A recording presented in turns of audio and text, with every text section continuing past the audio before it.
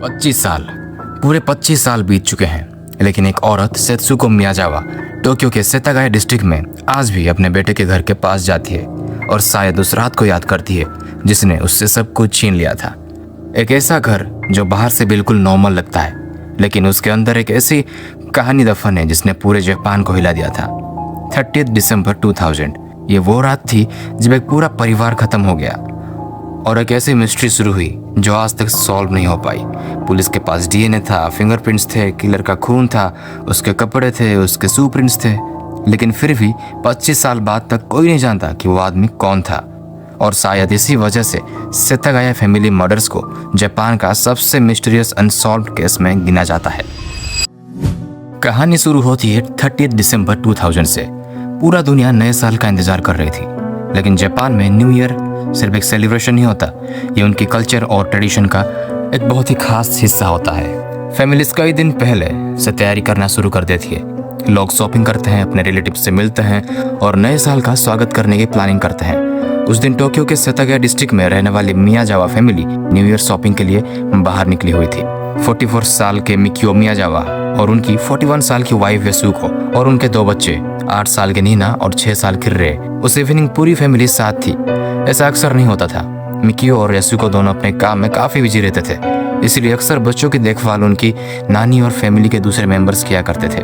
उन्हें बच्चों के साथ वक्त बिताने का मौका काफी कम मिलते थे, लेकिन उस दिन सब कुछ अलग था। न्यू ईयर आने वाला था और पूरा परिवार साथ मिलकर शॉपिंग कर रहा था। शायद उनके लिए ये बस एक और खुशगवार फैमिली आउटिंग थी, लेकिन उन्हें बिल्कुल अंदाजा नहीं था कि ये उनकी जिंदगी की आखिरी खुश पलों में से एक होने वाली थी। शॉपिंग के बाद फैमिली घर लौट आई और पूरा दिन बिजी रहने के कारण सब काफी थक चुके थे। डिनर के बाद किसी ने कोई खास प्लान नहीं बनाया। एक एक करके सब अपने कमरों में चले गए। एक इंसान अभी भी जाग रहा था, मिकियो। उन्हें कुछ ऑफिस का काम खत्म करना था, इसलिए वो नीचे फ्लोर पर कंप्यूटर के सामने बैठे हुए थे। अब असली कहानी यहीं से शुरू होती है। वो किलर घर की बाथरूम के 2nd फ्लोर से घर के अंदर एंट्री करता है। एंट्री करने के बाद उसके सामने सबसे पहले कमरा रे का था। सबसे पहले वो किलर रे का बहुत जोर से गला दबाता है और रे को सांस ना आने की वजह से वो मर जाता है। इन्वेस्टिगेटर का मानना है कि शायद किलर नहीं चाहता था कि रे चीखे या घर के बाकी लोग जाग जाएं। उसके बाद किलर नीचे की तरफ बढ़ा और फिर उसकी मुलाकात हुई मिकियो मियाजावा से। पुलिस एविडेंस से पता चला कि मिकियो ने किलर का सामना किया था। क्राइम सीन पर स्ट्रगल के कई साइंस मौजूद थे। लगता था कि मिकियो ने अपनी और अपनी फैमिली की जान बचाने की पूरी कोशिश की थी, लेकिन किलर के हाथ में चाकू था और कुछ ही पलों में मिकियो की मौत हो गई। लेकिन अटैक इतना वायलेंट था कि किलर का वेपन भी टूट गया। बाद में इन्वेस्टिगेटर को नाइफ का एक टुकड़ा विक्टिम के बॉडी में मिला। इसके बाद किलर ऊपर गया जहां यसुको और नीना मौजूद थी। यसुको ने अपनी बेटी को बचाने की कोशिश की। एविडेंस से लगता है कि एक माँ ने अपनी आखिरी सांस तक अपनी बच्ची को प्रोटेक्ट करने की कोशिश की। कुछ ही देर में पूरी फैमिली खत्म हो चुकी थी और घर में सिर्फ एक ही इंसान जिंदा बचा था। लेकिन कहानी का सबसे शॉकिंग हिस्सा अब शुरू होता है, क्योंकि आमतौर पर किलर मर्डर के बाद तुरंत क्राइम सीन छोड़ देता है, लेकिन यहाँ ऐसा नहीं हुआ, बिल्कुल भी नहीं। फैमिली को मारने के बाद किलर घर में ही रुक गया। घंटों तक उसने फ्रिज खोला, आइसक्रीम निकाली, चाय पिया, किचन में बैठकर आराम से खाना खाया। उसने घर का कंप्यूटर भी यूज किया, इंटरनेट ब्राउज किया और अपने जख्म साफ किए। और कुछ रिपोर्ट्स के मुताबिक वो सोफा पर आराम भी करता रहा, जैसे उसे किसी बात की जल्दी ना हो, जैसे उसे पता हो कि उसे कोई नहीं पकड़ सकता। उसने बाथरूम यूज किया लेकिन फ्लश नहीं किया और उसके वेस्ट मटेरियल वहीं पर छोड़ दिया। पूरी रात उनके परिवार के साथ क्या हुआ था ये किसी को नहीं पता था। अगले सुबह 10 बज चुके थे। यसुको की मॉम हारुको को कुछ अजीब लगने लगा तो उनके लैंडलाइन पर कई बार कॉल करती है, पर फोन कोई नहीं उठाता। इसलिए वो सोचती है कि वो खुद जाकर चेक करेगी। उन्होंने डोरबेल कई बार बजाया पर किसी ने भी दरवाजा नहीं खोला, तो उनको टेंशन होना शुरू हो जाती है। उनके पास एक स्पेयर की होता है और वो उसी से दरवाजा खोल के अंदर जाती है। अंदर का सीन पूरी तरह साइलेंस था और घर में सभी सामान बिखरा हुआ था। और कुछ देर बाद उनकी नजर सीढ़ियों के पास मिकियो के खून से सना हुआ बॉडी पर पड़ी। ये मंजर देखकर वो बिल्कुल फ्रीज हो गई।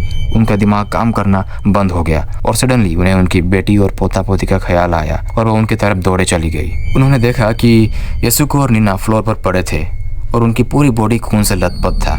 फिर उन्होंने रे को ढूंढना शुरू किया और उसके रूम की ओर चले गए। उन्होंने देखा कि रे की बॉडी में बिल्कुल भी खून नहीं लगा था। उन्हें लगा रे शायद ठीक होगा और वो जब रे के पास गई तो देखा रे बिल्कुल भी हिल नहीं रहा था। फिर उन्होंने देखा कि रे के गले में मार्क्स थे और रे भी समाप्त हो गया था। उन्होंने तुरंत पुलिस को कॉल किया था और पुलिस भी ब्रुटल सिनेरियो देख के शॉक हो गया था। टोक्यो के काफी बड़े बड़े ऑफिसर वहां आए थे। वो कभी अपने लाइफ में इस टाइप के कुछ सीन नहीं देखे थे और उनके मन में काफी सारे सवाल छोड़ गया। आखिर क्यों कोई किसी को इतना बेरहमी से मारेगा? आखिर उनके परिवार के साथ क्या हुआ था? उन्हें मारने का मोटिव क्या था?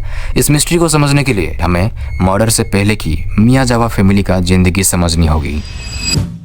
1990 टोक्यो का सेतागाया डिस्ट्रिक्ट उस वक्त एरिया फैमिलीज के लिए परफेक्ट माना जाता था। शांत सड़कें, खुली जगह, पार्क्स और एक पीसफुल एटमॉस्फेयर। इसी एरिया में शिफ्ट हुई थी मियाजावा फैमिली। मिकियो मियाजावा, उनकी वाइफ एसुको और उनके 2 बच्चे नीना और रे। उनका घर एक पार्क के बिल्कुल पास थी, जिसे लोग चू चू ट्रेन पार्क कहते थे, जहां बच्चे खेलने आते थे। लेकिन धीरे धीरे एरिया बदलने लगा। टोक्यो सिटी ने डिसाइड किया कि वो पास वाले सोशिगाया पार्क को और बड़ा करेगी। इसलिए सिटी ने आसपास के लोगों से उनकी जमीन खरीदनी शुरू कर दी। नतीजा ये हुआ कि एक एक करके सब पड़ोसी अपने घर बेचकर वहां से चले गए। साल 2000 तक पूरे एरिया में सिर्फ 4 ही घर बचे थे। इनमें से एक घर यसुको की बड़ी बहन एन का था।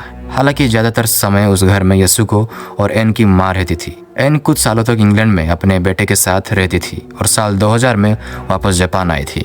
यसुको अपनी ट्यूशन क्लासेस इसी घर में चलाती थी। अच्छी बात यह थी कि दोनों घर एक दूसरे के बहुत पास थे, इतने पास कि दूर से देखने पर लगता था जैसे दोनों एक ही बिल्डिंग का हिस्सा हो। लेकिन मिकियो को इस बात की चिंता थी कि इतनी नज़दीकी की वजह से फ्यूचर में प्राइवेसी की प्रॉब्लम हो सकती है। इसलिए उन्होंने दोनों घरों में साउंड प्रूफिंग करवाने का आइडिया दिया, जिससे एक घर की आवाज़ दूसरे घर में ना जाए। एन ने भी इस बात से सहमत हो गई। बाकी पड़ोसियों की तरह मियाजावा फैमिली ने भी अपनी ज़मीन दिसंबर 2000 में बेच दी। लेकिन यसुको एक बात को लेकर परेशान थी।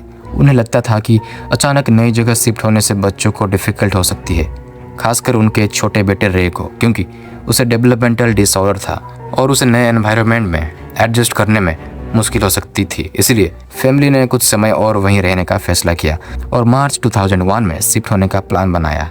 उनकी बेटी नीना पढ़ाई में बहुत अच्छी थी। टीचर्स उसकी तारीफ करते थे, स्पोर्ट्स में भी अच्छी थी।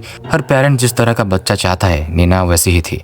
दूसरी तरफ था उनका छोटा बेटा रे को डेवलपमेंटल डिसऑर्डर था। उसकी स्पीच और लर्निंग दूसरे बच्चों से अलग थी, लेकिन पूरा परिवार उसे बहुत प्यार करता था। यसुको और मिकियो उसकी हर ज़रूरत का ख्याल रखते थे। फैमिली परफेक्ट नहीं थी और शायद वही सबसे इम्पोर्टेंट बात थी। मिकियो मियाजावा हमेशा से क्रिएटिव फील्ड में इंटरेस्टेड था। यूनिवर्सिटी की पढ़ाई पूरी करने के बाद उन्होंने अपने पिता की प्रोडक्शन कंपनी ज्वाइन की, जहां वो एनिमेशन और टेलीविज़न क्विज प्रोग्राम से जुड़े प्रोजेक्ट्स पर काम करते थे। कुछ सालों तक वहां काम करने के बाद उन्होंने अपने करियर में एक नया स्टेप लेने का फैसला किया। कामी सोशिगाया में शिफ्ट होने के बाद मिकियो ने एक international branding company inter brand join कर ली। इस कंपनी में उनकी पोजीशन काफ़ी इंपॉर्टेंट थी।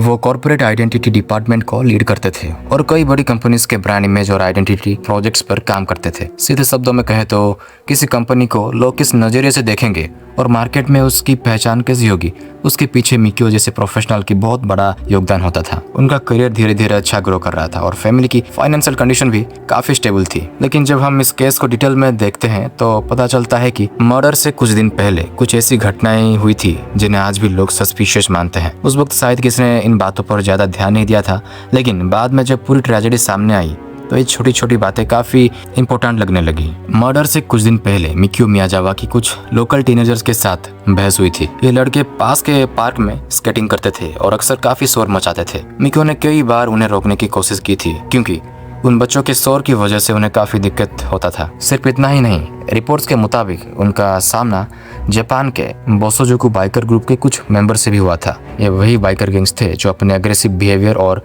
पब्लिक डिस्टर्बेंसेस के लिए काफ़ी बदनाम माने जाते थे। हालांकि पुलिस को कभी ऐसा एविडेंस नहीं मिला जो इन लोगों को मर्डर से डायरेक्टली जोड़ सके, लेकिन इन्वेस्टिगेशन के दौरान इन पॉसिबिलिटीज को पूरी तरह इग्नोर भी नहीं किया गया। इसी बीच यसुको ने भी एक अजीब चीज नोटिस करनी शुरू की। उन्होंने देखा कि एक अननोन कार बार बार उनके घर के आसपास नजर आ रही थी। कभी वो सड़क के किनारे खड़ी होती, कभी थोड़ी देर बाद गायब हो जाती, फिर कुछ दिनों बाद वो फिर से दिख जाती। ये बात यसुको को थोड़ी अनयूजुअल लगी, क्योंकि उस वक्त तक उनके एरिया के लगभग सारे घर खाली हो चुके थे। आसपास रहने वाले लोगों की संख्या बहुत कम रह गई थी। ऐसे में किसी अनजान गाड़ी का बार बार वहां दिखना नेचुरली सवाल पैदा करता था। यसुको ने इस बारे में अपने ससुर को बताया था, लेकिन उस वक्त किसने इस बात को ज्यादा इंपॉर्टेंस नहीं दी। शायद सबको लगा कि ये सिर्फ एक कोइंसिडेंस होगा। लेकिन आज इतने सालों बाद भी कुछ लोग सोचते हैं, क्या वो गाड़ी किसी ऐसा इंसान की थी जो पहले से मियाजावा फैमिली पर नजर रखा हुआ था? या फिर उसका इस केस से कोई लेना देना नहीं था? इस सवाल का जवाब आज तक किसी के पास नहीं है। लेकिन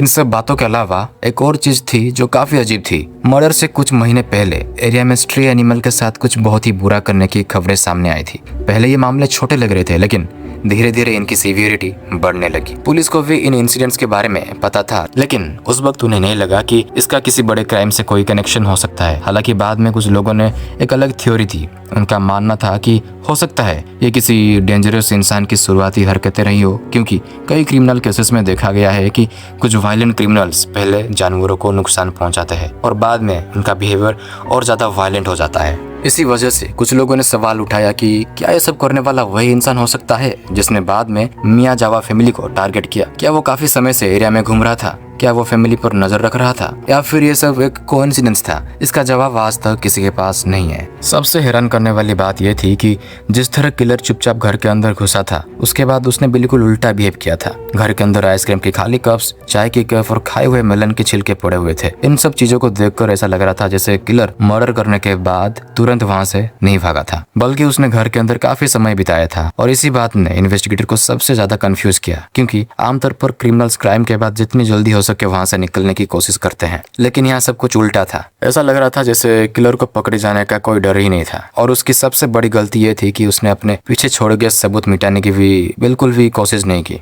उसने घर में इतने सारे निशान छोड़ दिए थे कि पुलिस को शुरुआत में लगा कि इस केस को सॉल्व करना ज्यादा मुश्किल नहीं होगा। और जैसे जैसे पुलिस क्राइम सीन की जांच करती गई, वैसे वैसे उन्हें और भी हैरान कर देने वाली चीजें मिलने लगी। पुलिस इन्वेस्टिगेशन में पता चला कि किलर अपने साथ एक यानागिवा नाइफ लेकर आया था। यह जापान का एक ट्रेडिशनल किचन नाइफ होता है, जिसका इस्तेमाल खासकर सशिमी यानी रॉ फिश को पतले और साफ स्लाइसेस में काटने के लिए यूज किया जाता है। रिपोर्ट्स के मुताबिक ये सेकी मागोरोकु गिंजू मॉडल का नाइफ था, लेकिन अटैक के दौरान यह चाकू टूट गया। इसके बाद किलर ने घर की किचन से एक और नाइफ उठाया और उसी से बाकी हमला किया। किचन में पुलिस को खून से भीगे हुए टॉवल्स मिले, जिनसे लगता था कि मर्डर के दौरान किलर खुद भी जख्मी हो गया था और उसने अपने घाव साफ करने की कोशिश की थी। लेकिन हैरानी की बात यह थी कि उसने इन सब चीज़ों को हटाने या छुपाने की कोशिश ही नहीं की। घर में जो खाना और ड्रिंक्स उसने कंज्यूम किए थे, उन पर भी उसके सलाइवा के ट्रेसेस मिल गए। और फिर पुलिस को एक और ऐसा सबूत मिला जिसे सुनकर लोग आज भी हैरान रह जाते हैं। किलर ने घर का बाथरूम यूज़ किया था, लेकिन जाते वक्त उसने फ्लश तक नहीं किया। क्राइम के सीन के अलग अलग हिस्सों से उसके फिंगरप्रिंट्स भी रिकवर हुए। ऐसा लग रहा था जैसे किलर ने पुलिस के लिए अपने पीछे सबूतों की एक लंबी लाइन छोड़ दी हो। इसी वजह से इन्वेस्टिगेटर को पूरा यकीन था कि इतने सारे क्लूज के साथ किलर को पकड़ना बस वक्त की बात होगी। लेकिन उन्हें नहीं पता था कि यह केस जापान की हिस्ट्री की सबसे बड़ी अनसॉल्व्ड मिस्ट्रीज में से एक बनने वाला है। लिविंग रूम के सोफा के पास पुलिस को उसके कई कपड़े और पर्सनल आइटम्स मिले। इन सब में सबसे ज़्यादा चर्चा एक छोटे से फैनी बैग की हुई। यह बैग काफ़ी पुराना और इस्तेमाल किया हुआ लग रहा था। इन्वेस्टिगेशन में पता चला कि यह साउथ कोरिया में बना था और 1995 और 1999 के बीच जापान में भी बेचा गया था। जब पुलिस ने इस बैग की फॉरेंसिक टेस्टिंग की तो उसके अंदर से कुछ बाल और रेत के छोटे पार्टिकल्स मिले। फॉरेंसिक रिपोर्ट्स के मुताबिक ये रेत अमेरिका के साउथ वेस्ट रीजन से मैच करती थी, जो most probable Edward air force base का था। और बस इतनी सी इन्फॉर्मेशन ने पूरी केस की डायरेक्शन ही बदल दी। जैसे ही डिटेल पब्लिक हुई, लोगों ने अपनी अपनी थ्योरीज बनाना शुरू कर दी। किसी का मानना था कि किलर कोई फॉरेनर था, कुछ लोगों को लगा कि उसका मिलिट्री बैकग्राउंड हो सकता है, और कुछ ने तो यह तक कह दिया कि शायद किलर अमेरिका से जापान किसी मिलिट्री ऑपरेशन या ट्रेनिंग के सिलसिले में आया था। और यही सभी रीजन की वजह से ये केस और भी ज़्यादा मिस्ट्रियस होता गया। किलर के पास एक स्कार्फ भी था। यह स्कार्फ इतना कॉमन था कि पुलिस आज तक पता नहीं लगा पाई कि उसे किस कंपनी ने बनाया था। रिपोर्ट्स के मुताबिक ऐसे स्कार्फ्स अक्सर गेम सेंटर्स और कुछ स्टोर्स में फ्री गिफ्ट के रूप में दिए जाते थे, इसलिए उसकी ओरिजिन ट्रेस करना लगभग नामुमकिन था। लेकिन जिस चीज़ ने जापानीज इन्वेस्टिगेटर का सबसे ज़्यादा ध्यान खींचा वो थे किलर के शूज़। ये ब्रिटिश ब्रांड्स लेजेंडर के रनिंग शूज़ थे, जिसका साइज 27.5 सेंटीमीटर्स था, जो साउथ कोरिया में मैन्युफैक्चर हुए थे। लेकिन एक प्रॉब्लम थी, किलर के फुटप्रिंट के हिसाब से जो साइज़ था वो साइज़ जापान में बेचा ही नहीं गया था, सिर्फ साउथ कोरिया में उस साइज़ की सेल हुई थी। पुलिस को एक स्वेट शर्ट भी मिला जो काफ़ी रेयर था। टोक्यो में उस मॉडल का सिर्फ 10 पीसेस बिके थे और फिर जापान में भी उसके टोटल से लगभग 130 के आसपास थी। यानी थियोरेटिकली पुलिस के पास उन लोगों की लिस्ट बहुत छोटी होनी चाहिए थी जिन्होंने ये कपड़ा खरीदा था, लेकिन फिर भी एक क्लू उन्हें किलर तक नहीं ले जा सका। इसके अलावा एक grey bucket head, black jacket और ब्लैक ग्लव्स भी रिकवर किए गए। कुछ कपड़ों से एक परफ्यूम की स्मेल भी आ रही थी। फॉरेंसिक एक्सपर्ट ने आइडेंटिफाई किया कि स्मेल ड्रेकर नोयर नाम का एक पॉपुलर फ्रेंच परफ्यूम की थी। पुलिस को क्राइम सीन से 2 काले हैंडकरचिप भी मिले थे। पहले हैंडकरचिप के बीच में लगभग 3 सेंटीमीटर का कट था।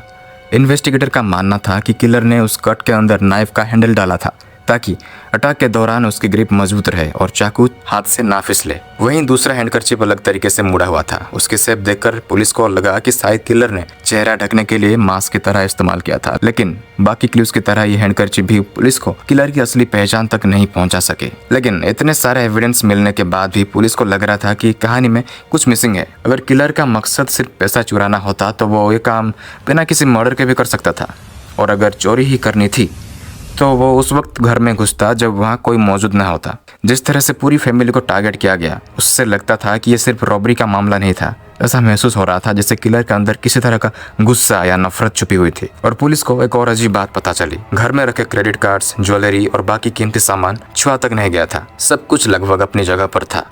हाँ, एक चीज जरूर गायब थी। यसुको की ट्यूशन से आए हुए लगभग 1,50,000 येन। याद है, यसुको घर पर बच्चों को पढ़ाई करती थी। पुलिस के मुताबिक वही पैसे वहां से मिसिंग थे। लेकिन सवाल यह था, अगर किलर इतना रिस्क लेकर घर में घुसा था तो क्या वो सिर्फ इतने से रकम के लिए पूरी फैमिली की जान ले सकता था, या फिर उन पैसों को ले जाना सिर्फ इन्वेस्टिगेशन को गुमराह करने की एक कोशिश थी। ये उन सवालों में से एक था जिसका जवाब पुलिस आज तक नहीं ढूंढ पाई है। पुलिस के पास एविडेंस की कमी नहीं थी, लेकिन एक चीज की बहुत कमी थी, आई विटनेसेस। इन्वेस्टिगेशन के दौरान पुलिस को सिर्फ 2 पॉसिबल साइटिंग्स मिली। पहली साइटिंग्स एक महिला ने रिपोर्ट की थी। उसका कहना था कि मर्डर वाली रात लगभग 11:30 बजे के बाद उसने एक आदमी को मियाजावा फैमिली के एरिया से भागते हुए देखा था। वो अचानक उसकी कार के सामने आ गया और फिर तेजी से वहां से निकल गया। लेकिन पुलिस को उस जगह कोई खून या दूसरा सबूत नहीं मिला, इसलिए स्टेटमेंट को ज्यादा इंपोर्टेंस नहीं दी गई। पुलिस को दूसरी पॉसिबल साइटिंग मर्डर के अगले दिन मिली। सेतागाया से लगभग 2-3 घंटे दूर तोबुनिको स्टेशन पर एक आदमी देखा गया जिसके हाथ पर गहरा जख्म था। उसका घाव इतना गहरा था कि हड्डी तक दिख रही थी। स्टेशन के एक एम्प्लॉय ने उसकी फर्स्ट एड भी की थी। पहली नज़र में पुलिस को लगा कि शायद यही उनका किलर हो सकता है, लेकिन जब उन्होंने इस लीड की जांच की तो उन्हें लगा कि उस आदमी की चोट किलर की एक्सपेक्टेड इंजरी से मैच नहीं करती थी। इसी वजह से पुलिस ने इस लीड को रिजेक्ट कर दिया था और एक बार फिर इन्वेस्टिगेशन बिना किसी पक्के सस्पेक्ट के आगे बढ़ती रही। और जैसे कि इस केस में पहले से ही मिस्ट्रीज की कमी नहीं थी, मर्डर के लगभग 100 दिन बाद एक और अजीब चीज सामने आई। मियाजावा फैमिली के घर के पास पुलिस को एक जीजो स्टैचू मिला। इन्वेस्टिगेटर का कहना था कि यह स्टैचू पहले वहां मौजूद नहीं था। इसी वजह से पुलिस ने इस डिस्कवरी को काफी सीरियसली लिया। जापानीज बुद्धिज्म में जीजो को बच्चों और मर चुके लोगों का रक्षक माना जाता है। लोग अक्सर ऐसे स्टैचू को उन लोगों की याद में रखते हैं जो दुनिया छोड़ चुके होते हैं, खासकर बच्चों के लिए। इसी वजह से मियाजावा फैमिली के घर के पास अचानक स्टैचू का मिलना और भी ज्यादा मिस्टीरियस लगने लगा। क्या किसी ने स्टैचू विक्टिम की याद में रखा था या फिर इसका कनेक्शन खुद किलर से था? पुलिस ने इस पॉसिबिलिटी को भी इन्वेस्टिगेट किया, लेकिन आज तक स्टैचू के पीछे की असली कहानी सामने नहीं आ सकी। लेकिन प्रॉब्लम यह थी कि पुलिस को जितने भी क्लूज मिल रहे थे उनमें से कोई भी उन्हें किलर तक नहीं पहुंचा रहा था। चाहे वो जीजो स्टैचू हो, फैनी बैग में मिली रेत, साउथ कोरियन शूज या फिर क्राइम सीन पर छोड़े गए कपड़े, हर नया क्लू कुछ नए सवाल जरूर खड़ा कर रहा था, लेकिन जवाब एक भी नहीं दे रहा था। ऐसे में पुलिस की सबसे बड़ी उम्मीद फॉरेंसिक एविडेंस और डीएनए टेस्टिंग पर टिक गई। जब एक्सपर्ट ने क्राइम सीन से मिले डीएनए का एनालिसिस किया तो उन्हें एक काफ़ी सरप्राइजिंग बात पता चली। किलर एक मेल था और उसका जेनेटिक बैकग्राउंड आम जापानीज पॉपुलेशन से अलग था। रिपोर्ट्स के मुताबिक उसकी माँ का एंसेस्ट्री साउदर्न यूरोप से जुड़ी हुई थी, जबकि उसके पिता ईस्ट एशियन लाइनेज के थे। डीएनए में मौजूद कुछ मार्कर जापान में काफी रेयर थे, लेकिन कोरिया की पॉपुलेशन में ज्यादा देखने को मिलते हैं। इसी वजह से इन्वेस्टिगेटर और मीडिया के बीच ये थ्योरी और मजबूत होने लगा कि शायद किलर का कनेक्शन साउथ कोरिया से था। देखो, अब तक मिलाकर मैं 2 बार साउथ कोरिया बोल चुका हूँ। मेरे हिसाब से किलर पक्का कोरियन ही हुआ, मुझे लग रहा है मेरे थ्योरी के हिसाब से। अब ये केस सिर्फ जापान का नहीं रह गया था। इन्वेस्टिगेशन धीरे धीरे इंटरनेशनल लेवल पर पहुंच चुकी थी। जापानीज पुलिस ने साउथ कोरिया, यूनाइटेड स्टेट्स और इंटरनेशनल एजेंसी के साथ इंफॉर्मेशन शेयर करनी शुरू कर दी। यहाँ तक कि इंटरपोल की मदद से दुनिया के कई देशों में सस्पेक्ट की तलाश की गई। लेकिन इतनी बड़ी इन्वेस्टिगेशन के बाद भी एक प्रॉब्लम थी। किलर का कोई नाम नहीं था, कोई चेहरा नहीं था, कोई पक्का सस्पेक्ट नहीं था। ऐसा लग रहा था जैसे वो आदमी उस रात अंधेरे से निकला हो और मर्डर के बाद फिर से वही अंधेरे में हमेशा के लिए गायब हो गया हो। तो वीडियो यहीं खत्म होता है मेरे भाई और बहनों। A to Z सब कुछ मैंने इस वीडियो में बताया है इस केस के रिलेटेड। अगर यहाँ तक वीडियो देखा है तो बहुत बहुत शुक्रिया।